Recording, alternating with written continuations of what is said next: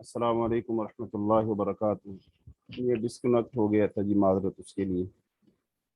हज़रत अबू कतादा रदी अल्लाह ताला अन्हु से रिवायत है कि रसूलुल्लाह सल्लल्लाहु अलैहि वसल्लम ने फरमाया, फिल हिर्रती, बिल्ली के बारे में, इन्नहा लैसत बिनजसिन, बेशक ये बिल्ली नजस नहीं है।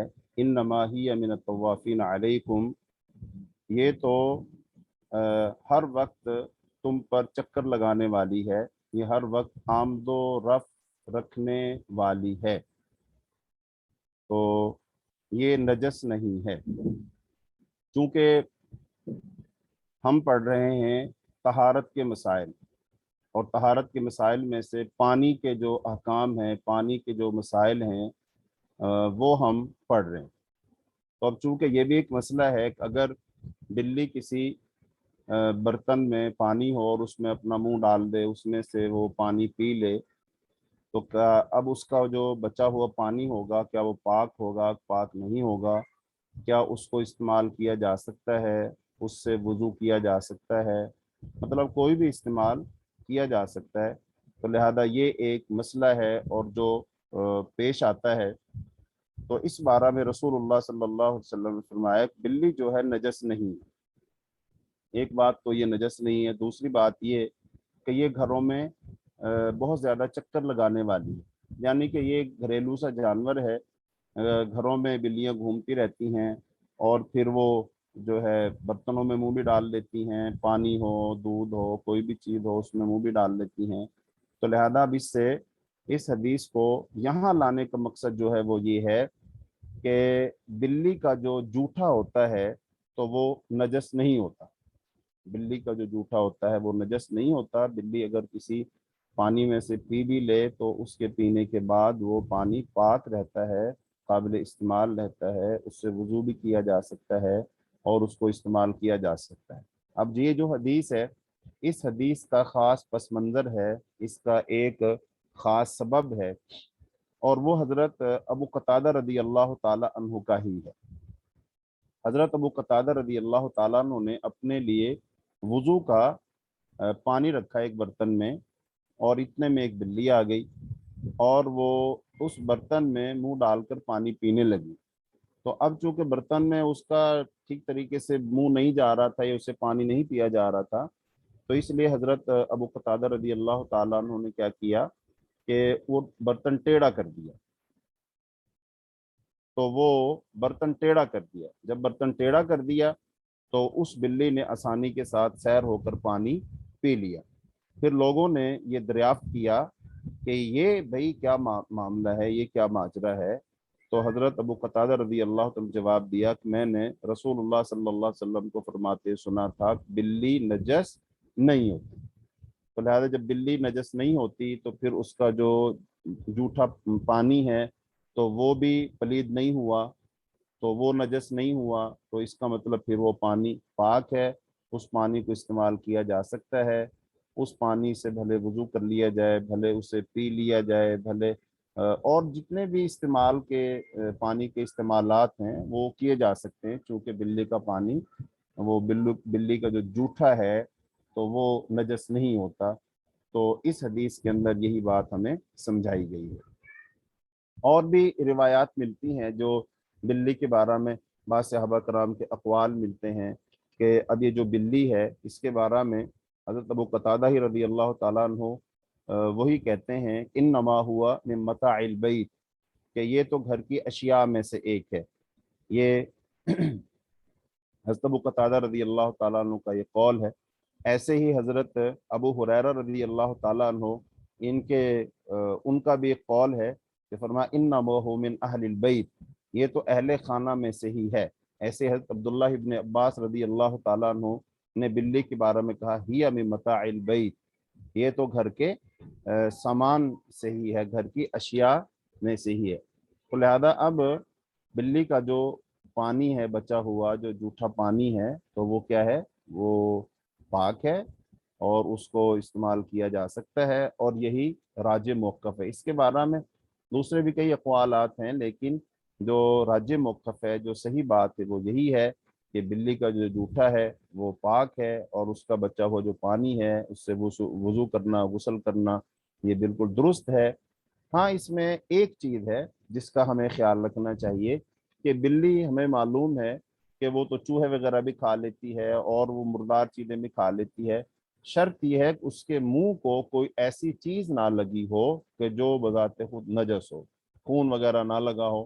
اگر وہ بلی کہیں سے چوہا کھا کر آئی ہے اور اس کے منہ کو خون لگا ہوا ہے تو اب ظاہری بات ہے وہ جب پانی میں منہ ڈالے گی تو اس کا جو منہ پہ خون لگا ہو وہ پانی میں شامل ہو جائے گا، تو لہذا اب اس خون کی وجہ سے وہ پانی قابل استعمال نہیں رہے گا، چونکہ اس کا رنگ بھی بدل جائے گا اور اس میں وہ نجس چیز بھی جو ہے وہ داخل ہو جائے گی۔ ہاں پھر ہم اس کو دیکھیں گے کہ وہ پانی پھر نہیں رہے گا قابل استعمال، چونکہ پتہ نہیں بلی اب کہاں سے منہ ڈال کر آئی ہے کہاں سے نہیں آئی یہ نہیں پتا، تو لہذا اس صورت میں ہم اس سے احتیاط کریں گے، اور باقی بلی کا جو جوٹھا ہے وہ قابل استعمال ہے، اس کو استعمال کرنے میں کوئی حرج نہیں ہے۔ صحابہ کرام کے اقوال بھی اور رسول اللہ صلی اللہ علیہ وسلم کی حدیث بھی، اس سے یہی مسئلہ ہمیں معلوم ہوتا ہے۔ آگے حدیث ہے وہ انس بن مالک رضی اللہ عنہ قال جاء اعرابی وبال في طائفة المسجد فزجره الناس فنهاهم رسول الله صلى الله عليه وسلم فلما قضى بوله أمر النبي صلى الله عليه وسلم بذنوب من ماء فأهريق عليه متفق عليه۔ حضرت انس بن مالک رضی اللہ تعالیٰ عنہ سے روایت ہے، وہ فرماتے ہیں جاء اعرابی، کہ ایک بدوی آدمی، ایک اعرابی آدمی وہ آیا اور اس نے آ کر کے فبالا پیشاب کر دیا فی طائفۃ المسجد، مسجد کے ایک کونے میں، مسجد کی ایک طرف اس نے پیشاب کر دیا، یعنی مسجد کے اندر مسجد کے کونے میں اس نے پیشاب کر دیا۔ فزجرہ الناس، پس لوگوں نے اس اعرابی کو ڈانٹا، فنہاہم رسول اللہ، تو آپ صلی اللہ علیہ وسلم نے صحابہ کرام کو منع کیا۔ فلما قضا بولہ، جب وہ اپنی حاجت سے فارغ ہو گیا، پیشاب سے فارغ ہوا، امر النبی صلی اللہ علیہ وسلم، تو نبی صلی اللہ علیہ وسلم نے حکم دیا بذنوب، ایک ڈول کا، کہ پانی کا ایک ڈول لاؤ، فاحریق علیہ، پس وہ اس پر بہا دیا گیا۔ تو اس حدیث سے اس حدیث میں جو تذکرہ ہے وہ تو واقعہ جو ہے وہ تو بالکل واضح ہی ہے، دروازہ بند، وہ تو بالکل واضح ہو گیا کہ ایک عرابی آیا، دیہاتی آیا، اور اس کو پیشاب کی حاجت ہوئی تو اس نے مسجد کے اندر ہی پیشاب کر دیا، تو آپ صلی اللہ علیہ وسلم نے پھر پانی کا ایک ڈول منگوایا اور پانی کا ڈول منگوا کر کے اس پر اس کو بہا دیا۔ اب اس میں صحابہ کرام کو اس کو ڈانٹنا، پھر آپ صلی اللہ علیہ وسلم نے صحابہ کرام کو منع کر دیا کہ اس کو مت ڈانٹو، تو اب اس حدیث سے ہمیں بہت ساری باتیں معلوم ہوتی ہیں۔ سب سے پہلی بات جو ہمیں معلوم ہوتی ہے، جو ہمارے باب سے متعلق ہے، طہارت کے مسائل سے متعلق ہے، پانی سے متعلق ہے، وہ یہ چونکہ پانی جو ہوتا ہے وہ پاک بھی ہوتا ہے اور پاک کرنے والا بھی ہوتا ہے۔ تو اب اس سے یہ مسئلہ معلوم ہوا کہ اگر کسی جگہ پر کوئی شخص پیشاب وغیرہ کر دے تو اب اس میں یہ بول سے مراد چھوٹا پیشاب ہے، اس سے مراد بڑا پیشاب نہیں ہے، اس سے مراد چھوٹا پیشاب ہی ہے۔ تو اب اس نے جب چھوٹا پیشاب کیا ہے تو اب اس کے اوپر پانی بہا دیا، پانی بہا دینے سے وہ جگہ پاک ہو جائے گی، کیونکہ مسجد تو پھر مسجد ہے، مسجد میں تو ظاہر بات ہے نماز بھی پڑھنی ہے، تو لہذا نماز پڑھنے کے لیے جگہ کا پاک ہونا ضروری ہے، تو لہذا اس نے تو پیشاب کر دیا وہاں پر، لہذا اب اس پیشاب کی نجاست کو دور کرنے کے لیے اس پر پانی بہا دیا گیا، تو پانی بہا دینے سے وہ جگہ کیا ہو جائے گی؟ پاک ہو جائے گی۔ جب وہ خشک ہو جائے گی، اس پر پانی بہا دیا گیا تو اب وہ جگہ پاک ہو جائے گی۔ ایک تو اس میں سے یہ مسئلہ معلوم ہوا ہمیں، اور یہی اس باب سے متعلق رکھتا ہے، چونکہ پانی کے مسائل اور طہارت کے مسائل چل رہے ہیں تو وہ جگہ پاک ہو جائے گی۔ دوسرا اس سے ہمیں یہ معلوم ہوا کہ جو وہ دیہاتی تھا تو ان لوگوں کو اتنا بیچاروں کو شعور نہیں، اور چونکہ ابھی وہ دیہاتی تھا، اب اس کے بارے میں یہ بھی صراحت نہیں ہے ٹھیک سے کہ وہ مسلمان بھی تھا کہ نہیں تھا، لیکن وہ مسجد میں آیا اور اس نے پیشاب کر دیا، تو اس کا مطلب ان لوگوں کو اتنا شعور نہیں ہوتا، اتنی سمجھ نہیں ہوتی، اتنا فہم نہیں ہوتا، پردے کے مسائل بھی اور پیشاب کے یہ قضاء حاجت کے جو ادب و آداب ہیں وہ نہیں معلوم، تو ان کو اس نے ایسا کر دیا۔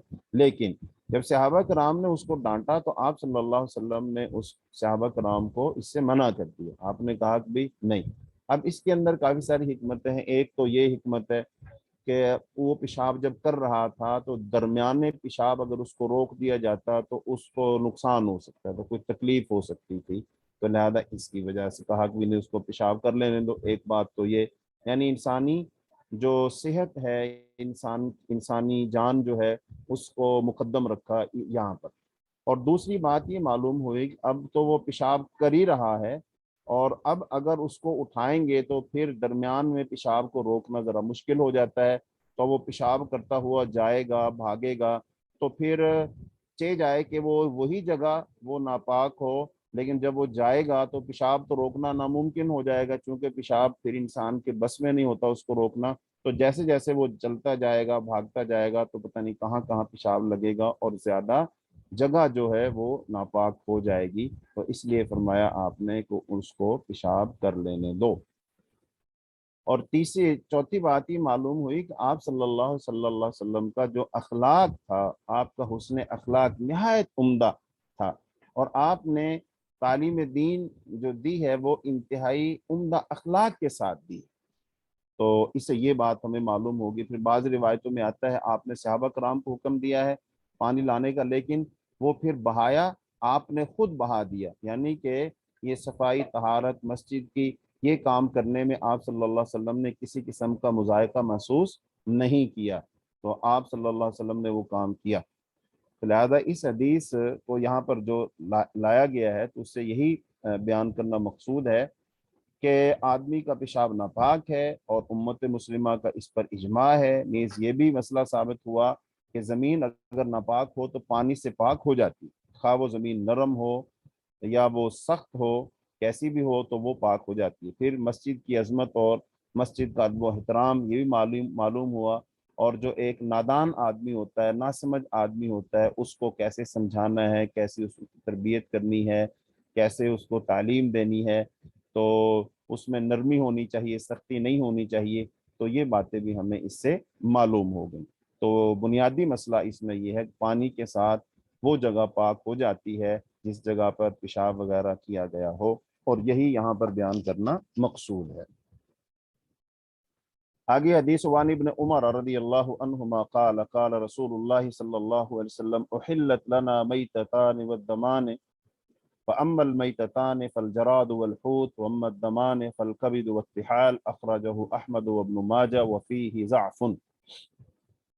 حضرت عبداللہ بن عمر رضی اللہ تعالی عنہ سے مروی ہے، وہ فرماتے ہیں کہ فرمایا رسول اللہ صلی اللہ علیہ وسلم نے احلت لنا کہ حلال کر دی گئی ہمارے لیے میتتان دو مردار چیزیں، وہ دمان اور دو خون، دو مردار اور دو خون حلال کر دیے گئے۔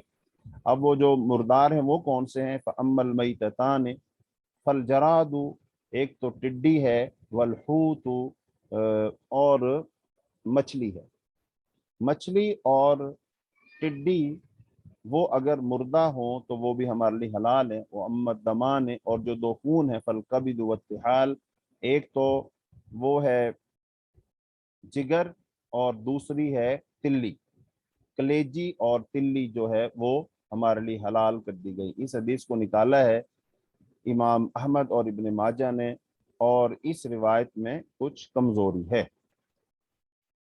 ہاں جی، اس حدیث کے اندر یہ بات ہمیں بتائی جا رہی ہے کہ دو ہمارے لیے مردار حلال، اور اس کی بات ہم پیچھے بھی ذکر ہو گئی ہے، جہاں پہلی حدیث آئی تھی کہ پانی پاک ہے، وہ طہور ماؤہ والحل میتتہ، کہ پانی پاک ہے اور اس کا مردار حلال۔ تو यहाँ पर दो मुर्दार कौन कौन से हैं? एक तो जराद और दूसरी हूर, यानी कि टिड्डी और मछली। मछली भरे वो समुंदर के अंदर मर जाए, भले समुंदर उसको बाहर फेंक दे, लहर वगैरह से बाहर आ जाए, वो तब भी पाक है। इंसान उसको पकड़ ले और उसका पेट चाक न करे, वो तब मर जाए, तब भी पाक है। यानी मछली हर सूरत पाक। और ऐसे ही टिड्डी। अब टिड्डी जो है वो क्या होती है? ये जो फसलों को खाने वाला एक छोटा सा परिंदा सा होता है वो। और पीछे खास तौर पे पाकिस्तान में तो ये जो मुख्तलिफ इलाके वहाँ पर इन्होंने हमला किया था। यानी कि ये वो परिंदे से होते हैं और उड़ते हैं, और जहाँ जाते हैं फसलों का ये क्या करते हैं, सफाया करते जाते हैं, हरियाली खा जाते हैं, फसलों को खा जाते हैं, दरख्तों के पत्ते खा जाते हैं, ख़त्म कर देते हैं। तो लिहाजा वहां पर फिर बलूचिस्तान के अंदर इन्होंने हमला किया, पंजाब के कुछ इलाकों में। तो लोगों ने फिर इनको पकड़ा, और फिर लोगों ने उस इलाके के लोगों ने इनको फिर तला, और फिर जनाब इनको वो पकौड़े बना रहे थे और वो खा रहे थे। जिन लोगों ने इनको नहीं खाया, हाँ उनके लिए थोड़ा थोड़ा सा अजीब लगता है इनको देखने से। लेकिन चूंकि अब शरीयत, हमें कोई चीज़ पसंद हो नापसंद हो, अजीब लगे अच्छी लगे, शरीयत तो इसकी मोहताज नहीं है। शरीयत ने तो अहकाम बताने, तो लिहाजा वो टिड्डी जो है वो हलाल है। अब वो उसको पकड़ लिया जाए तब मर जाए या खुद ब खुद मर जाए, तो लिहाजा वो दोनों सूरतों में हलाल है। और इसी हदीस के अंदर ये बात समझाई गई कि दो मुर्दार हलाल। अच्छा, और दो खून कौन से हैं? अब जो जिगर होता है, इसको हम कलेजी कहते हैं, और हम उसको खाते हैं, वो बुनियादी तौर पर खून ही होता है, लेकिन जमा होता है। और ऐसी तिल्ली जो होती है वो भी खून ही होता है। तो ये दो खून है, और तो ये हलाल है। बाकी खून जो जानवर को ज़बह करते हैं और उसकी रगों से जो खून निकलता है वो तो हराम होता है। मतलब मसलन हलाल जानवर ही है, कुर्बानी पर हम बकरा चतरा ज़बह करते हैं, तो उसका जो खून होता है, जो बहता है रगों से निकलता है, वो क्या होता है? वो हराम होता है, वो हम नहीं पी सकते। लेकिन ये जो दो खून है, कलेजी और तिल्ली की सूरत में, तो ये क्या है? हलाल। अच्छा, अब इस हदीस को यहाँ लाने का क्या मकसद है? पानी मसला तो चल रहा है, तहारत के मसाइल का, फिर पानी का मसला चल रहा है, कौन सा पानी पाक होता है, कौन सा पानी पाक नहीं होता। तो यहाँ ये बताना मकसूद है कि अगर ये जो चार की चार चीजें हैं, अगर ये पानी के अंदर गिर जाएं, पानी के अंदर मर जाएं, तो फिर इनसे पानी नापाक नहीं होता। यानी टिड्डी जो है पानी में गिरकर मर गई, तो लिहाजा अब वो जिस पानी में मरी है, क्या वो पानी काबिल इस्तेमाल है? एक मछली जो है जिस पानी में मरी हुई है, क्या वो पानी काबिल इस्तेमाल है? तो हाँ, जवाब ये है कि वो पानी काबिल इस्तेमाल है, वो पानी सही है, उससे वजू किया जा सकता है, उससे गुस्ल किया जा सकता है। ऐसे ही ये जो कलेजी वगैरह वो पानी में गिर जाती है, तो उससे वो पानी पाक ही रहता है, वो पानी काबिल इस्तेमाल रहेगा। तो यहाँ पर ये बयान करने का यही मकसद है कि मछली और टिड्डी जब पानी में मर जाएं, का पानी की मिकदार कम हो या ज्यादा, वो पानी नजस और नापाक नहीं होता। तो वो पानी क्या होता है? वो काबिल इस्तेमाल ही रहेगा।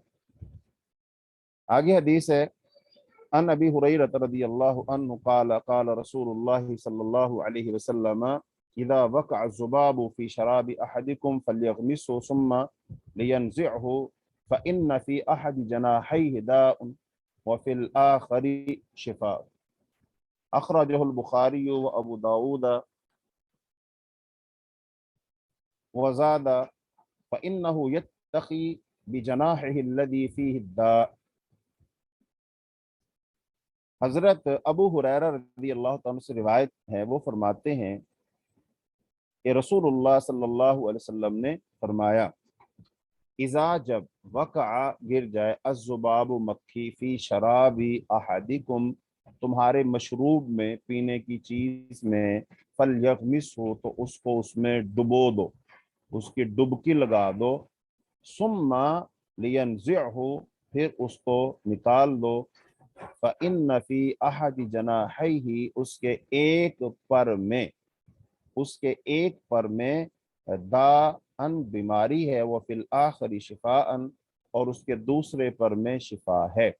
इस हदीस को निकाला है इमाम बुखारी ने, अबू दाऊद ने और वज़ादा, और इमाम अबू दाऊद रहमतुल्लाह अलैह ने कुछ अल्फाज के इजाफा किया है, फ़इन्नहु यत्तक़ी بے شک وہ جو مکھی ہے وہ بچتی ہے بجناحہ الذی فیہ الداء، اس کے ساتھ جس کے اندر بیماری ہے۔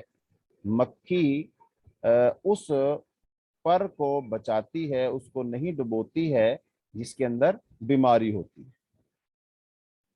تو اس حدیث کے اندر جو سب سے اہم مسئلہ ہے وہ یہی ہے، پانی کے مسائل چونکہ چل رہے ہیں، تو پانی میں اگر کوئی مکھی گر جاتی ہے تو کیا وہ پانی مکھی کے گر جانے کے بعد قابل استعمال رہتا ہے یا نہیں رہتا؟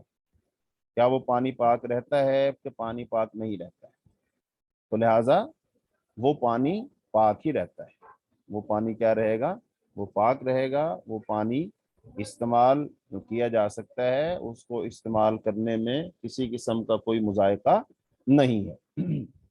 اچھا، ابھی اس حدیث میں جو یہ بات صراحت کی گئی، وضاحت کی گئی کہ مکھی کے دو پر ہیں، ایک پر کے اندر وہ بیماری ہوتی ہے اور اس کے ایک پر کے اندر شفا ہوتی ہے، تو اب یہ رسول اللہ صلی اللہ علیہ وسلم نے ہمیں خبر دی ہے اور ہم اس پر ایمان لائیں گے، ہم اس کو مانیں گے، چونکہ آپ صلی اللہ علیہ وسلم کی کوئی بھی بات جو ہے وہ ہم اس کو یہ جرت ہی نہیں کر سکتے کہ اگر ہماری عقل میں وہ بات نہ آئے اور ہم اس کا انکار کر دیں یا اس کو ہم نہ مانیں، یہ کوئی صاحب ایمان آدمی یہ جرت نہیں کر سکتا۔ چونکہ رسول اللہ صلی اللہ علیہ وسلم کے بارے میں اللہ تعالیٰ نے قرآن میں فرمایا وَمَا يَنطِقُ عَنِ الْهَوَىٰ إِنْ هُوَ إِلَّا وَحْيٌ يُوحَىٰ، کہ نہیں آپ بولتے اپنی خواہش نفس سے، بلکہ آپ بولتے ہیں وحی کے ساتھ۔ تو اس کا مطلب آپ صلی اللہ علیہ وسلم جب بولتے ہیں تو وحی سے بولتے ہیں، تو اب لہٰذا جو وحی ہے وہ تو سچی ہے، 100% سچی ہے۔ تو اس حدیث کے اندر جو بات حقیقت ہمیں بتائی گئی، سمجھائی گئی، ہمیں بھلے سمجھ آئے نہ آئے لیکن وہ حقیقت ہے اور اس کو ماننا پڑے گا، تو رسول اللہ صلی اللہ علیہ وسلم نے ہمیں بتا دیا۔ تو لہذا اب اس مکھی کہ ایک پر میں شفا ہے اور ایک پر میں بیماری ہے، تو لہذا اب حکم کیا دیا گیا؟ تو اس مکھی کو اس میں ڈبو دو اور پھر اس کو نکال دو۔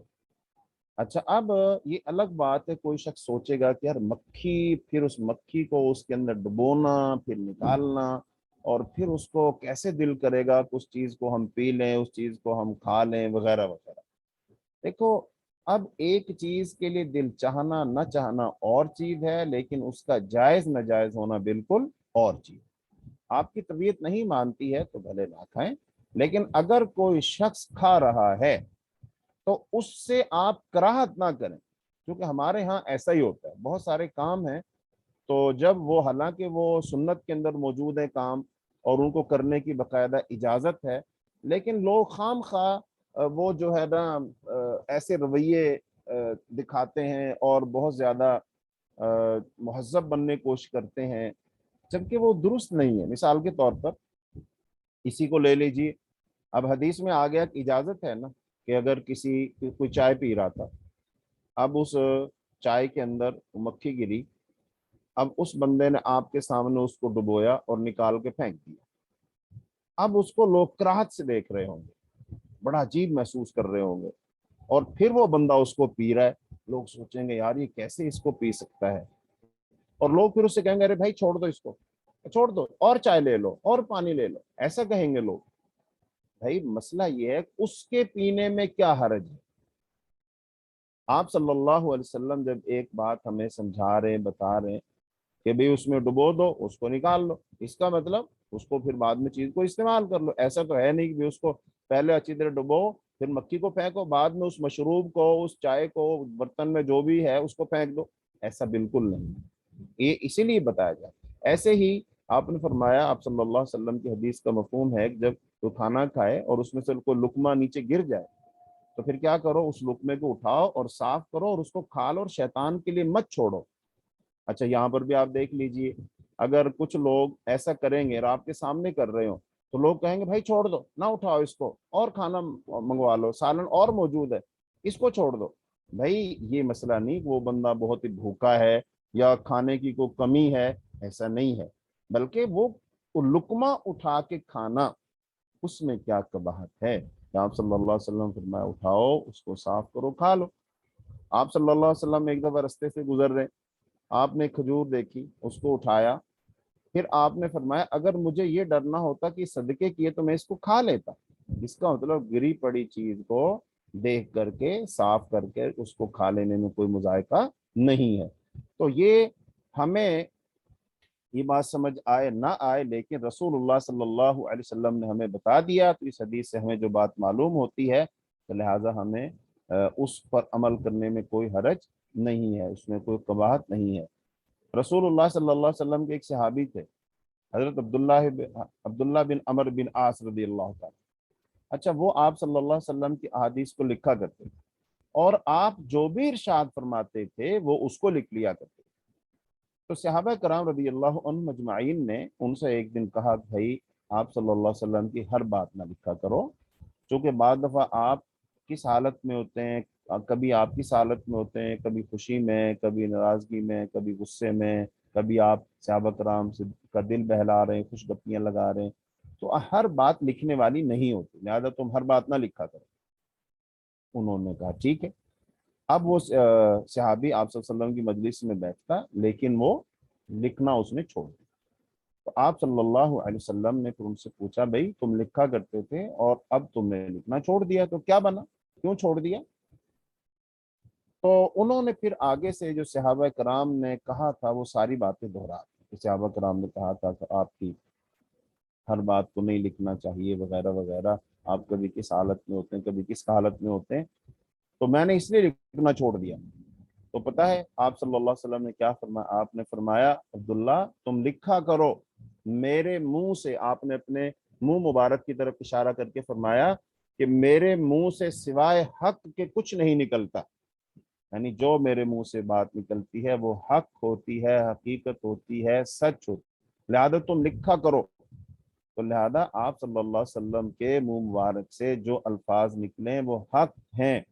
اب یہ جو حدیث ہے یہ حق ہے, تو اب اس پر نہ تو خام خواہ کی نکتہ چینی کرنی چاہیے اور نہ اس کو دیکھ کے کوئی کراہت کرنی چاہیے, بلکہ یہ آپ صلی اللہ علیہ وسلم کی حدیث ہے, اس میں اجازت ہے. تو اگر کسی مشروب میں مکھی وغیرہ گر جائے تو اس کو نکال کے ڈبکی لگا کے اس کو پھینک دینا چاہیے, چونکہ کام برابر ہو گیا ہے.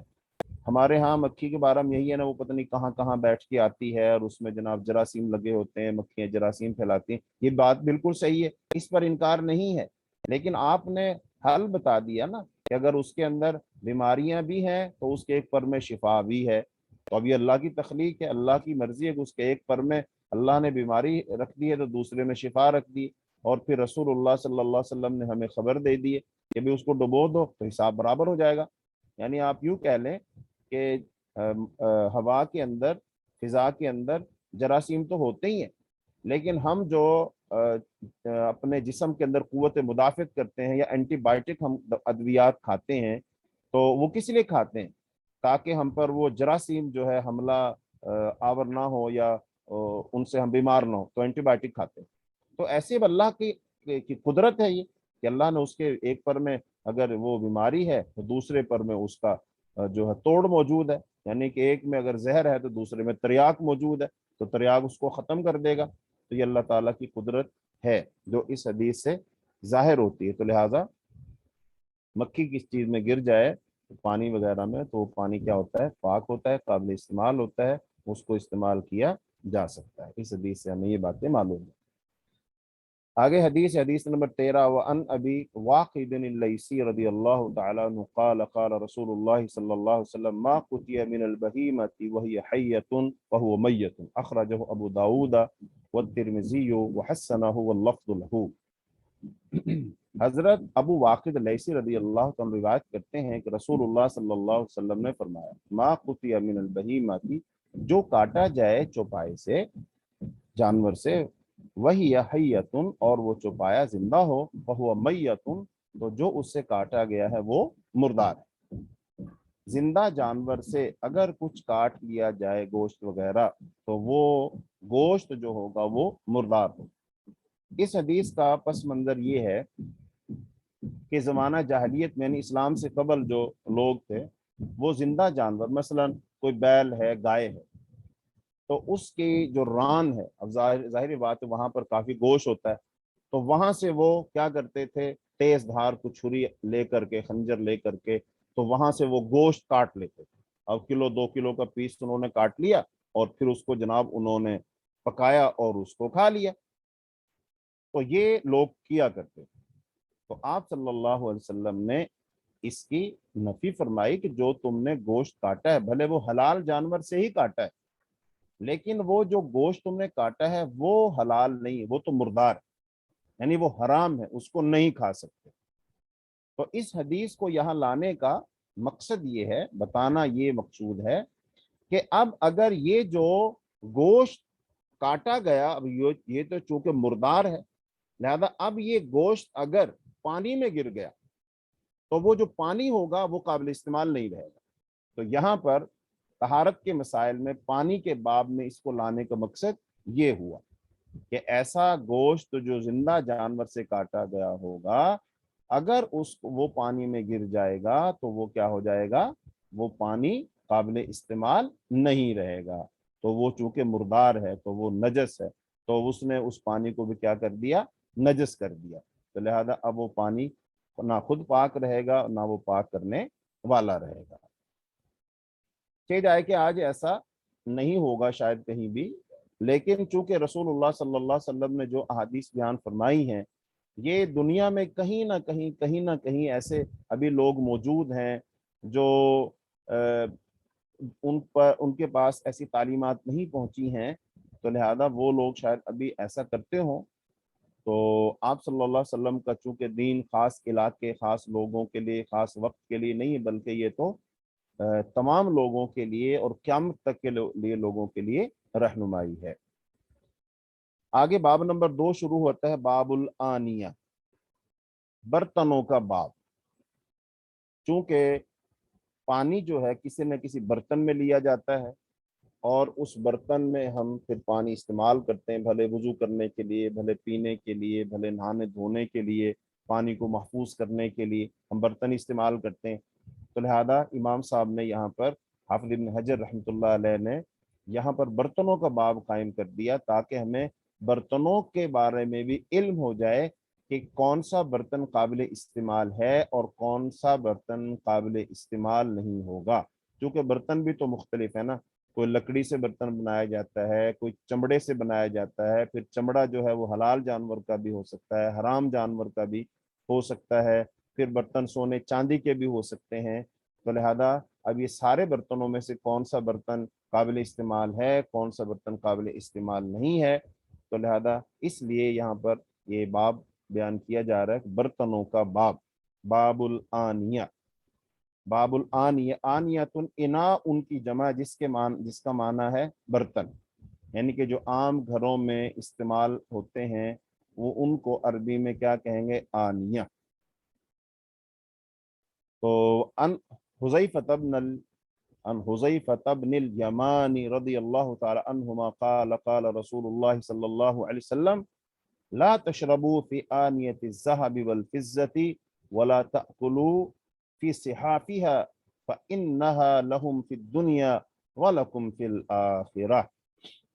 हजरत हुज़ैफ़ा बिन यमान रज़ी अल्लाह तआला अन्हु से रिवायत है, वो फरमाते हैं कि रसूलुल्लाह सल्लल्लाहु अलैहि वसल्लम ने फरमाया, ला तशरबू, ना तुम पियो, फी आनियत ज़हबी वल फिज़्ज़ा, सोने और चांदी के बर्तनों में, सोने और चांदी के बर्तनों में तुम मत पियो, वला तअकुलू फी सिहाफिहा, और ना इनके प्यालों में तुम खाओ, सोने चांदी के बने प्यालों में ना तुम खाओ और ना सोने चांदी के बर्तनों में तुम पियो।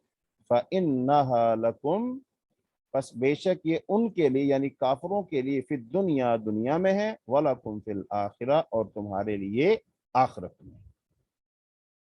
तो इस हदीस में बर्तनों के बारे में हमें बता दिया गया कि जो सोने और चांदी के बर्तन हैं उनको इस्तेमाल मत करो, खास तौर पर खाने और पीने के लिए उनको इस्तेमाल नहीं करना। लिहाजा इन बर्तनों के पानी से वुजू और गुस्ल करना अमूम के एतबार से हराम होगा। सोने चांदी के बर्तनों में खाना पीना, इन बर्तनों के पानी से वुजू गुस्ल करना सब क्या है, حرام.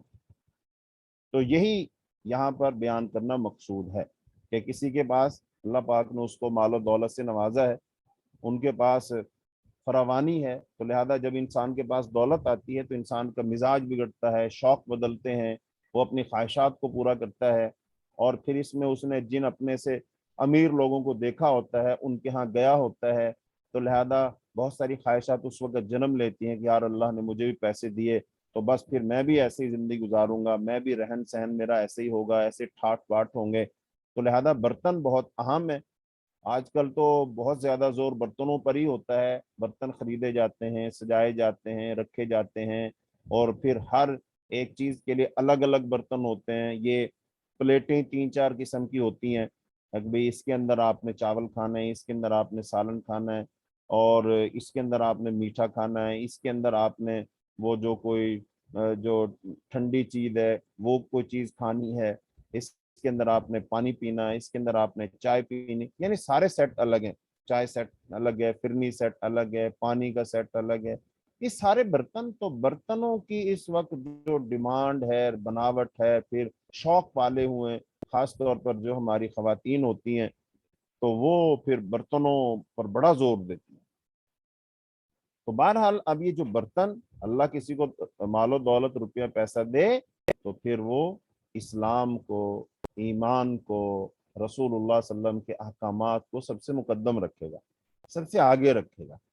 تو اب رسول اللہ صلی اللہ علیہ وسلم نے فرما دیا سونے چاندی کے برتنوں میں کھانا مت کھاؤ، پانی مت پیو. تو سونے چاندی کے برتنوں میں کھانا پینا کیا ہو گیا؟ حرام ہو گیا. تو سونے چاندی کے برتن ہم استعمال نہیں کریں گے، چونکہ رسول اللہ صلی اللہ علیہ وسلم نے فرمایا کہ یہ جو کفار ہیں اگر وہ اس میں کھاتے پیتے بھی ہیں، ان کے برتنوں کو تم دیکھتے بھی ہو، تو یہ ان کے لیے صرف دنیا میں ہے اور تمہیں کہاں ملیں گے؟ آخرت میں. تو اس کا مطلب دنیا کو ہم اللہ کے حکموں کے مطابق گزار دیں گے اور اپنی خواہشات پر قابو پا لیں گے تو اللہ تعالیٰ جنت میں ہماری خواہشات کو پورا فرما دے گا. اور جو دنیا میں اللہ تعالیٰ کے حکموں کو پامال کر کے، نافرمانی کر کے، معصیت کر کے وہ اپنی من مانی کی زندگی گزاریں گے، ان کے لیے آخرت میں کچھ نہیں ہے. ایسا کہ ایک حدیث میں آتا ہے ایک دن حضرت عمر رضی اللہ تعالیٰ عنہ نبی صلی اللہ علیہ وسلم سے ملنے گئے. جب آپ کے گھر میں داخل ہوئے تو آپ صلی اللہ علیہ وسلم ایک کھجور کی چٹائی پر لیٹے ہوئے تھے اور اس پر چادر تک بچھی ہوئی نہیں تھی، صرف کھجور کے پتوں کی چٹائی. اور کھجور کے پتوں کی بنی چٹائی جو ہوتی وہ اتنی نرم نہیں ہوتی، وہ سخت ہوتی. تو اس چٹائی پر آپ لیٹے ہیں اور اس چٹائی کے نشانات آپ کے بدن پر چھپے ہوئے. حضرت عمر رضی اللہ تعالیٰ عنہ نے آپ صلی اللہ علیہ وسلم کو دیکھا، گھر کو دیکھا، گھر میں تھوڑا سا سامان ہے، ایک آدھ پیالہ ہے، ایک مشکیزہ ہے، تھوڑی کھجوریں ہیں، ایک چٹائی ہے، اس پر آپ لیٹے ہوئے ہیں. اور یہ گھر کس کا ہے؟ امام الانبیاء محمد الرسول اللہ صلی اللہ علیہ وسلم کا گھر ہے. اولاد آدم کا سردار نبی جو ہے اس کا گھر ہے، نبیوں کا سردار نبی جو ہے اس کا گھر ہے. اللہ اکبر. تو حضرت عمر رضی اللہ تعالیٰ نے جب دیکھا تو حضرت عمر رضی اللہ آنکھیں بھر آئیں، آپ کی آنکھوں میں آنسو آ گئے، رونے لگے. رسول اللہ صلی اللہ علیہ وسلم نے حضرت عمر کو دیکھا تو کہا عمر تم کس بات پر روئے؟ حضرت عمر رضی اللہ کو کہنے لگے کہ اللہ کے رسول ہم آپ کے لیے ایک اچھا بستر بھی نہ بنا سکے، اور جو دنیا میں کفار ہیں وہ بڑی ٹھاٹ باٹ کی زندگی گزارتے ہیں، ان کے لیے اتنے عالی شان محلات ہیں، اعلیٰ بچھونے ہیں، یہ ہے وہ ہے. تو رسول اللہ صلی اللہ علیہ وسلم نے جب حضرت عمر رضی اللہ تعالیٰ عنہ کی ان باتوں کو سنا تو آپ نے فرمایا عمر تمہارا کیا خیال ہے کہ ان کے لیے دنیا ہے اور ہمارے لیے آخرت. تو آخرت کی زندگی ظاہر بات ہے وہ بہت طویل زندگی ہے، تو وہ بڑا خوش نصیب آدمی ہوگا جس کو اللہ تعالیٰ اپنی جنت عطا فرما دے. اور جنت میں پھر کیا ہے؟ اللہ تعالیٰ قرآن میں فرماتے وَلَكُمْ فِيهَا مَا تَشْتَهِي أَنفُسُكُمْ، اس میں جو تمہارا نفس چاہے گا اللہ پاک عطا فرما دے گا. تو اس لیے آپ صلی اللہ علیہ وسلم نے ایک حدیث میں فرمایا میری دنیا کی مثال کیا ہے؟ میری دنیا کی مثال تو صرف یہ ہے کہ جیسے ایک مسافر راہگیر چلتا چلتا ذرا آرام کرنے کے لیے ایک درخت کے نیچے بیٹھتا ہے اور پھر سستا کر کے آگے چلا جاتا ہے. تو وہ جو سستانے کے لیے بیٹھتا ہے وہ یہ دنیا ہے تھوڑی سی، تو دنیا سے جی نہیں لگانا ہے. تو لہذا اب ان برتنوں کے اندر کھانا پینا اور ایسی خواہشات کو پالنا یہ بالکل شریعت کے خلاف ہے، رسول اللہ صلی اللہ علیہ وسلم کی حدیث کے خلاف ہے، تو لہذا سونے چاندی کے برتنوں کو استعمال نہیں کرنا چاہیے، ان کے اندر کھانا پینا حرام ہے۔ حدیث نمبر 15، وَأَنْ أُمِّ سَلَمَةَ رضی اللہ عنہا قالت قال رسول اللہ صلی اللہ علیہ وسلم الذي يشرب في إناء الفضة إنما يجرجر في بطنه نار جہنم، متفق علیہ۔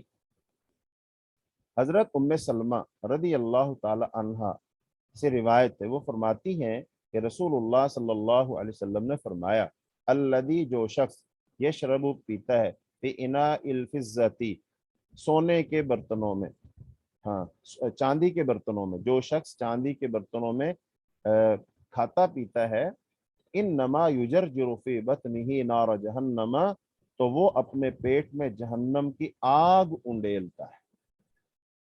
اللہ اللہم اجرنا من النار، اللہم اجرنا من النار، اللہم اجرنا من النار، اللہم انا نعوذ بک من عذاب النار، اللہم وفقنا لما تحب وترضى۔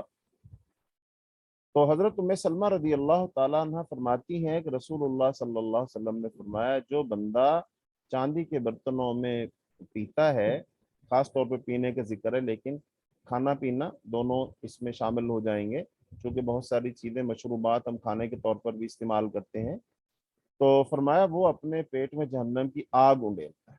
تو اس حدیث سے ہمیں یہی بات معلوم ہوئی کہ سونے چاندی کے برتنوں میں کھانا پینا وہ منع ہے، اور اگر کوئی شخص رسول اللہ صلی اللہ علیہ وسلم کی ان احادیث کو جانتے بوجھتے ہوئے ان سے اعراض کرے گا، ان کو چھوڑ دے گا اور اپنی مرضی کرے گا اور ان برتنوں میں کھائے گا اور پیے گا، تو اس کا مطلب یہ اس کے لیے جہنم کی آگ کی وعید سنائی جا رہی۔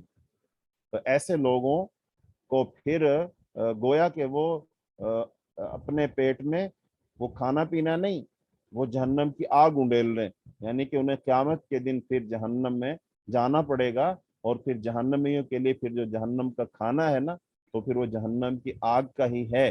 تو اس لیے اگر ہم جہنم کی آگ سے بچنا چاہتے ہیں تو پھر ہمیں رسول اللہ صلی اللہ علیہ وسلم کی ہدایات پر، آپ کی احادیث پر ہمیں عمل کرنا پڑے گا، تو انشاءاللہ اللہ تعالیٰ ایسے لوگوں کو جہنم سے بچائیں گے۔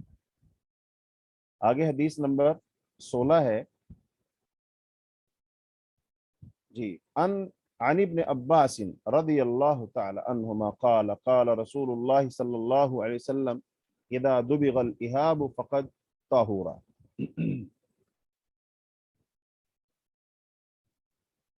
اخرجہ مسلم وعند الاربعۃ ایما إهاب دبغ۔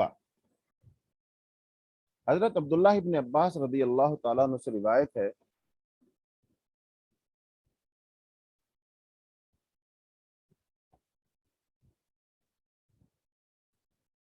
حضرت عبداللہ ابن عباس رضی اللہ عنہما سے روایت ہے، وہ فرماتے ہیں کہ رسول اللہ صلی اللہ علیہ وسلم نے فرمایا، اذا جب دبغ الإهاب جب رنگا جائے چمڑا، جب جو کچا چمڑا ہے جب وہ رنگا جائے، فقط طہورا تو وہ پاک ہو جاتا ہے۔ اخرجہ مسلم، اس حدیث کو نکالا ہے امام مسلم نے، وعند الاربعۃ، اور جو سنن اربع ہیں ان کے اندر الفاظ کے ہیں ایما إهاب دبغ، جو بھی چمڑا رنگا جائے تو وہ پاک ہو جاتا ہے۔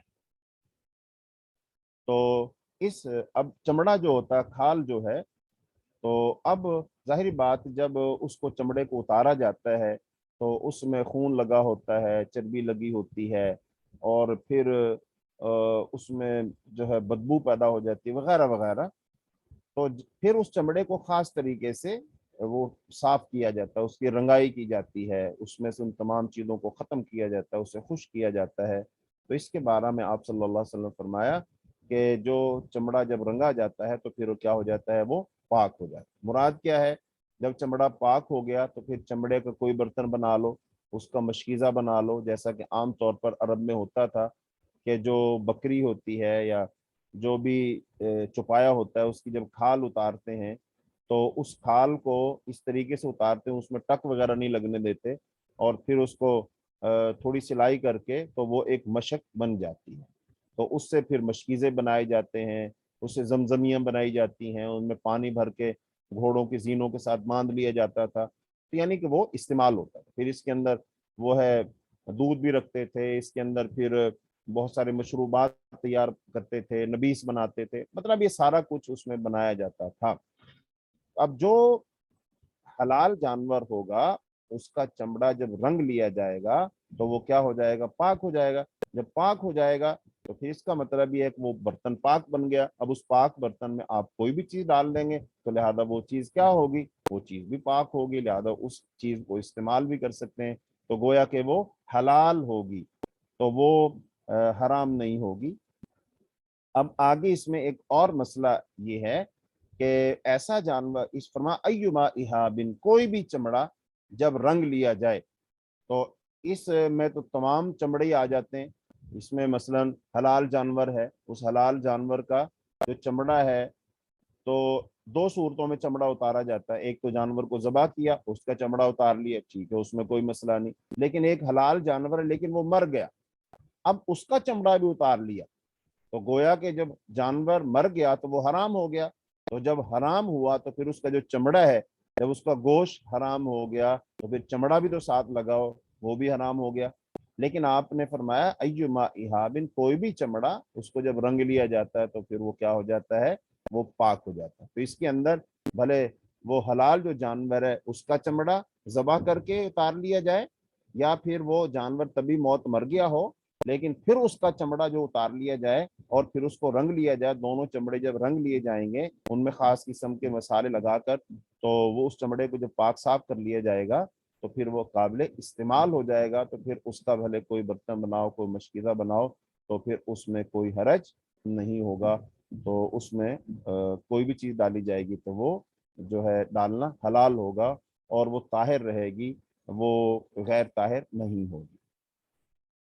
ہاں جی، تو آگے حدیث نمبر 17، وَأَنْ سَلَمَةَ بْنِ الْمُحَبَّقِ رضی اللہ عنہ قال قال رسول اللہ صلی اللہ علیہ وسلم دباغ جلود المیتۃ طہورها، صححہ ابن حبان۔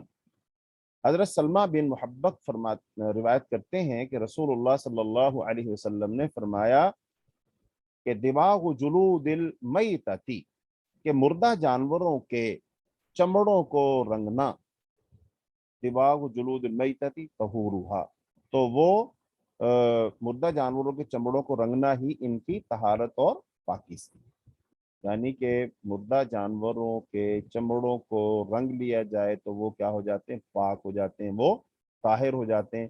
جب پاک ہو گئے، جب وہ طاہر ہو گئے تو پھر وہ قابل استعمال ہو جائیں گے، تو ان کے اندر کوئی بھی چیز ہم وہ رکھ سکتے ہیں، بنا سکتے ہیں۔ تو آگے حدیث ہے ان میمونۃ رضی اللہ عنہا قالت مر النبی صلی اللہ علیہ وسلم بشاة يجرونها فقال لو اخذتم اهابها فقالوا انها میتۃ فقال يطهرها الماء والقرز، اخرجہ ابو داؤد والنسائی۔ حضرت میمونہ رضی اللہ تعالی عنہ روایت کرتی ہیں کہ رسول اللہ صلی اللہ علیہ وسلم کا گزر ہوا بشاۃ، ایک بکری کے پاس سے، یجرونہا، لوگ اس کو کھینچ رہے تھے، یعنی کہ ایک مری ہوئی بکری کے پاس سے جسے لوگ کھینچ کر لے جا رہے تھے پھینکنے کے لیے، تو آپ صلی اللہ علیہ وسلم کا گزر ہوا، تو آپ نے پھر فرمایا لو اخذتم اہابہا، کہ کاش تم نے اس کی کھال اتار لی ہوتی، اگر تم اس کی کھال اتار لیتے، فقالو، تو صحابہ کرام نے آگے سے فرمایا انہا میتۃ، اللہ کے رسول یہ تو مری ہوئی بکری ہے، ہم اس کی کھال کیسے اتار سکتے ہیں؟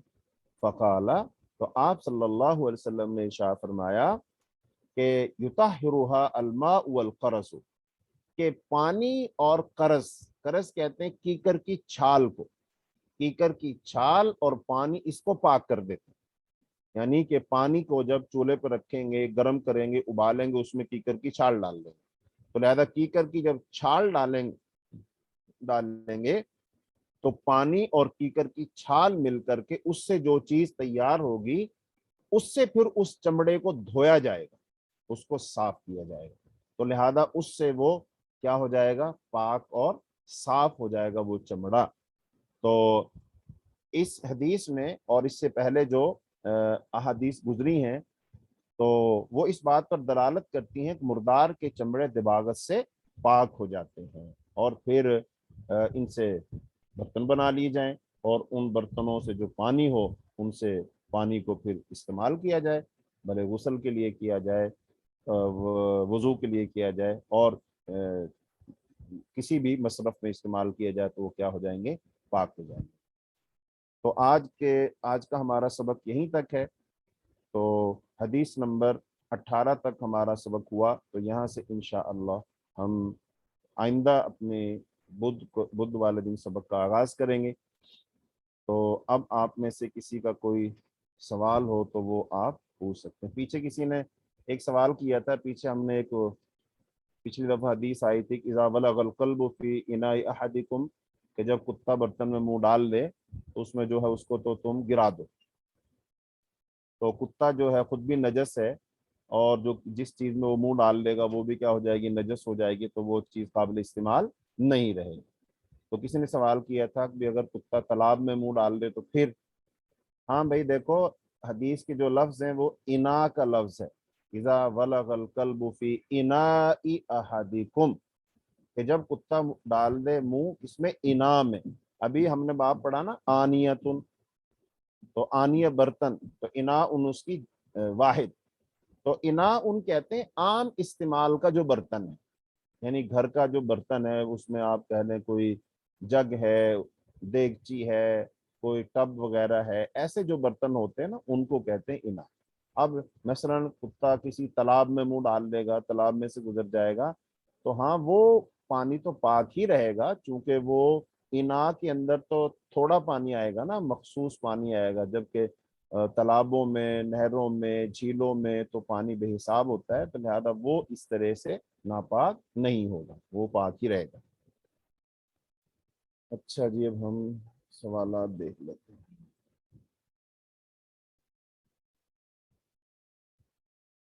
ہاں جی، کیا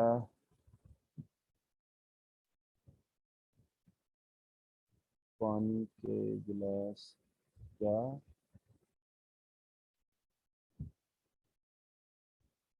اور وہ جی سوال ہاں جی ویری السلام علیکم ورحمۃ اللہ وبرکاتہ۔ شیخ ایک وعلیکم۔ سوال ہے کہ وہ چمچ اور کانٹے جو ہوتے ہیں وہ جس پہ سونے کا پانی یا چاندی کا پانی چڑھا ہو تو کیا وہ الاؤڈ ہے؟ نہیں، وہ بھی الاؤڈ نہیں ہے۔ دیکھیں کوئی بھی چیز ہے اس پر جب ہم سونے کا پانی چڑھا لیتے ہیں نا، تو بنیادی طور پر وہ پانی چڑھانے کا مقصد یہ ہوتا ہے کہ وہ سونے کا ہی نظر آئے۔ اس کا مطلب اس بندے کے ذہن میں بات تو وہی سونے کا برتن استعمال کرنے کی ہے نا، تو لہذا وہ پانی اس لیے چڑھا رہا ہے تاکہ یہ سونے کا نظر آئے، تو لہذا وہ بھی چیز استعمال کے قابل نہیں ہے، اس کی اجازت نہیں ہے جن پر ہم سونے کا پانی چڑھا لیتے ہیں۔ بھئی اس پر آخر ضرورت کیا ہے کہ جب ایک چیز سے منع کر دیا گیا جس پہ سونا ہے لگا ہوا ہے تو اس کو استعمال نہ کرو، تو آخر ہمیں ایسی کیا مجبوری ہے کہ ہم اس کو استعمال کریں؟ ہاں، آپ صلی اللہ علیہ وسلم نے جہاں کوئی مجبوری ہو، کوئی مسئلہ ہو تو وہاں اس کی اجازت دی۔ مثلا ایک صحابی کا ناک کٹ گیا تھا، اب وہ جو ناک کٹا تو اب وہاں پر وہ ناک لگانا تھا تاکہ اس کا وہ عیب چھپ جائے، تو وہ اگر ناک لگاتے ہیں لوہے وغیرہ کا، پیتل وغیرہ کا، تو وہ نہیں ٹھیک رہتا، تو پھر آپ نے اجازت دی کہ وہاں پر سونے چاندی کا لگایا جا سکتا ہے، کیونکہ وہاں پر مجبوری ہے۔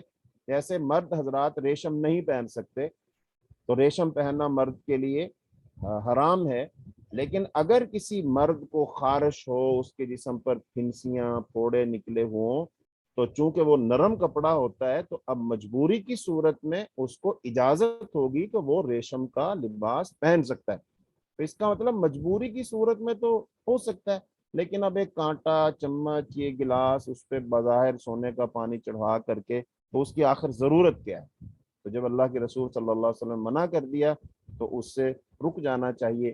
پھر آپ صلی اللہ علیہ وسلم نے نا کثرت سے سوال کرنے سے منع کیا، خاص طور پر بنی اسرائیل کا واقعہ گائے کا سورہ بقرہ کے شروع میں موجود ہے. وہاں پر اللہ پاک نے حکم دیا کہ یہ گائے ذبح کرو. اچھا اب انہوں نے کہا جی گائے کیسی ہو، وہ بچی ہو، بوڑھی ہو، جوان ہو، ہل جوتتی ہو، نہ جوتتی ہو، اس کا رنگ کیسا ہو. انہوں نے اتنے سوال کر دیے. تو یہ اللہ تعالیٰ کو ان کا انداز پسند نہیں آیا. جب اللہ نے حکم دیا گائے ذبح کرو، کوئی گائے پکڑتے اور اس کو ذبح کر دیتے. تو اللہ پاک فرماتے ہیں کہ یہ کرنے والے نہیں تھے، لیکن جب ان کے سارے سوالوں کے اعتراضوں کے جوابات دے دیے کہ مجبوراً انہیں کرنا ہی پڑا. تو اس طرح کے سوالات نہیں کرنے چاہیے. جب ایک حدیث میں منع آ گیا سونے چاندی کے برتنوں سے، تو پھر اب ہم کہیں جی نہیں برتن تو استعمال نہیں کر سکتے تو پھر پانی چڑھا لیں. تو نہیں بھائی، مجھے یہی سمجھ آتی ہے کہ وہ برتن بھی استعمال نہیں کیے جا سکتے جن پر سونے چاندی کا پانی چڑھا ہے. جی جزاک اللہ خیر شیخ. ایک اور سسٹر پوچھ رہی ہیں کہ اگر ان کی بلی ان کے گلاس سے پانی پی لے تو پھر ہاں کیا وہ بلی کا جو پیا ہوا پانی ہے اس پانی کو پی سکتی ہیں؟ پی سکتے ہیں. جب وہ پانی طاہر جب ہے، جب وہ پاک ہے، تو اس کو پانی کو پیا جا سکتا ہے، استعمال کیا جا سکتا. دیکھیں نا، وضو جب ہم کریں گے تو طاہر پانی سے کر رہے ہیں نا، تو وہ پانی طاہر ہے تو اس کو پیا جا سکتا ہے. اس کے پینے میں کوئی مذائقہ نہیں ہے، کوئی اس میں حرج نہیں ہے. جزاک اللہ خیر شیخ. ایک اور سوال ہے کہ اگر پانی کی ٹنکی میں ہوں کاکروچ گر گیا، مر ہوں گیا، تو اس ہوں کا پانی کا کیا کریں؟ ہاں کاکروچ وغیرہ جو ہے نا جی، یہ سارے وہ جانور ہیں، ان کی آگے یہ جو بات پیچھے آئی نا، الجراد والحوت، ٹڈی جو ہوتی ہے، ٹڈی یہ وہ جانور ہے جن کے اندر خون نہیں ہوتا. مثلا اب کاکروچ گر گیا ہے، چیونٹی مر گئی ہے، اور یہ جو روشنی کے گرد وہ پروانے ہوتے ہیں وہ گر گئے ہیں. خاص طور پہ جب برسات ہوتی ہے تو بہت سارے یہ حشرات الارض جو ہے اڑ رہے ہوتے ہیں. تو یہ سب کے سب اگر پانی میں کوئی گر جائے، گر کے مر جائے، تو وہ پانی قابل استعمال ہے، وہ پانی استعمال کیا جا سکتا ہے، اس سے وہ پانی نجس نہیں ہوتا. تو کاکروچ بھی وہ اب الگ بات ہے کہ وہ گندی جگہ پہ رہتا ہے یا اس سے ہمیں وہ گھن آتی ہے، لیکن مسئلہ وہی ہے جیسے اب بلی ہے، اگر بلی کے منہ کو گندگی لگی ہے اور وہ منہ ڈال دے گی کسی برتن میں، تو پھر ہم نے کہا پھر وہ پانی قابل استعمال نہیں ہوگا، چونکہ اس کے منہ کی گندگی اس میں چلی جائے گی. ایسے کاکروچ وغیرہ جو ہے، اب وہ اگر وہ نالی وغیرہ میں ہوتا ہے، اب وہ اگر آ کر گر جائے گا تو اس سے جو پانی ہے وہ نہیں ہو، مطلب کہ نجس تو نہیں ہوگا اس سے. جیسے مکھی ہے، اب مکھی گندی جگہ پر بھی بیٹھتی ہے، لیکن مکھی کے گرنے سے وہ پانی نجس نہیں ہوگا، قابل استعمال رہے گا. تو مجھے یہ سمجھ آتی ہے کاکروچ وغیرہ بھی گر جاتی ہے، اس ٹڈی کے حکم میں آئیں گے تو پانی وہ طاہر اور قابل استعمال ہی رہے گا. جی جزاک اللہ خیر شیخ. ایک اور سوال ہے، پھر باقی میں نے ان لوگوں سے کہا کہ آپ کو ڈائریکٹ سوال کریں. پوچھ رہی ہیں سسٹر کہ اگر چیتے کی کھال کا نہیں یا نہیں یہ نہیں سانپ ایک کی کھال کے کپڑے پہنے، مطلب کوئی کپڑا ایک پہننا جائز ہے؟ ہاں ایک پہلی بات تو یہ جو آپ سوال بول کے کر رہے ہیں نا، یہ میرے لیے کافی آسانی ہے. تو آپ یہ سوال بھلے پڑھتے جائیں اور مجھے بتاتے جائیں گے تو یہ کافی آسانی ہوگی میرے لیے. اچھا جہاں تک آپ نے سوال پوچھا ہے چیتے اور کھال، یعنی یہ درندے جو ہیں ان کی جو کھال کے کپڑے یہ بالکل ناجائز ہیں. یہ آگے جا کر کہیں باب آئے گا اس میں یہ ذکر ہے، ان کی تو کھال نیچے بچھا کر بھی نہیں بیٹھ سکتے. جیسے قالین کے طور پر، خاص طور پر عرب کے جو لوگ تھے ایسے جانوروں کا وہ شکار کرتے تھے، اور اس جانور کی پھر کھال کو وہ اپنی جو بیٹھنے کی خاص جگہ ہوتی تھی نا وہاں پر اس کو رکھتے تھے، تاکہ آنے جانے والوں کو پتہ چلے یہ آدمی کتنا بہادر ہے، اس نے تو شیر کا بھی شکار کیا ہے اور اس کی نشانی یہ کھال ہے. تو آپ نے ان کھالوں پر بیٹھنے سے منع کیا. وجہ اس سے انسان کے اندر نا تکبر اور غرور اور انا اور میں آتی ہے. تو لہذا وہ جب ان پر ہم بیٹھ نہیں سکتے تو ان کا لباس بنا کر بھی ہم نہیں پہن سکتے. جی جزاک اللہ خیر شیخ. اگر چھپکلی گر جائے پانی میں تو اس کا کیا حکم ہے؟ ہاں چھپکلی جو ہے وہ تو ان چیزوں کے اندر نہیں آتی. چھپکلی تو ویسے زہریلی چیز ہے. چھپکلی گر جائے، سانپ گر جائے، بچھو گر جائے، تو اب یہ ان کے اندر تو باقاعدہ زہر ہوتا ہے نا، ان کا تو ہم کو معلوم ہے. تو لہذا اب وہ گر جاتی ہے، اور خاص طور پر وہ ایک تو ہے گری اور اس میں سے وہ نکل گئی، یعنی زندہ ہی تھی نکل گئی، پھر اور حکم ہے، لیکن اگر اس میں وہ گر کر مر جاتی ہے پھر اور حکم ہے۔ جو گر کر مر جاتی ہے تو پھر تو پانی قابل استعمال نہیں ہوگا، اور اگر وہ اس میں سے زندہ گزر جاتی ہے تو پھر میرا ذاتی خیال یہی ہے کہ اس میں پھر کوئی حرج نہیں ہے۔ جزاک اور اللہ خیر۔ اور اس میں بھی پھر یہ اس بات کو دیکھا جائے، جو ماہرین ہیں جانوروں کے، کیا وہ چھپکلی کے گرنے سے کیا اس کے منہ سے کوئی ایسی چیز تو نہیں نکلتی ہے کہ وہ پانی میں شامل ہو جائے زہر وغیرہ، اور پھر اس سے وہ پانی زہریلا ہو جائے؟ تو یہ جو ماہرین ہیں پھر ان سے پوچھنا چاہیے مزید، اگر اس کے منہ سے کوئی ایسی چیز نکلتی ہے پانی میں شامل ہو جائے اور پھر انسانی صحت کے لیے وہ مضر ہو سکتی ہے، ہاں پھر نہیں پینا چاہیے اس کو، چونکہ زہر کا اندیشہ بہرحال موجود ہے۔ جزاک اللہ خیر شیخ۔ اچھا، ایک کسی سے پوچھ رہی ہیں، ایک چوہے کی طرح کا جانور ہوتا ہے، ہاں یہاں پر لوگ یو کے میں لوگ اس کو پیٹس کے طور پر رکھتے ہیں، تو چوہے کی طرح سے بالکل چھوٹا سا چوہا کی طرح سے ہوتا ہے وہ، تو کیا ہاں وہ رکھ سکتے ہیں پالتو جانور کی طرح، پنجروں میں آف کورس؟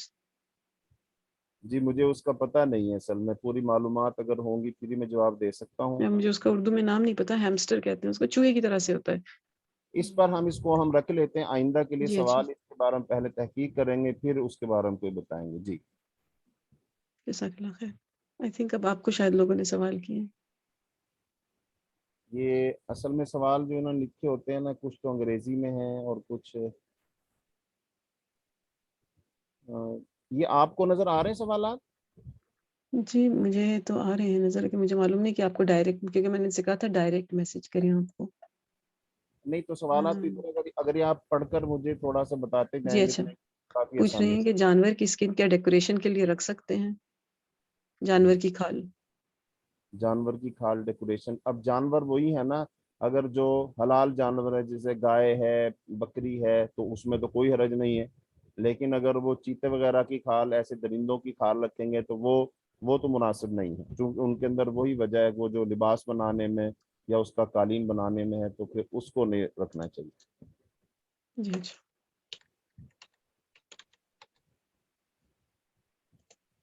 اچھا میں ہاں دیکھ جی رہی ہوں کوئی اور سسٹر نے پوچھا ہے کہ کیا روزے جو ہیں وہ 14، 15، 16 کے رکھتے ہیں یا 13، 14، 15 کے؟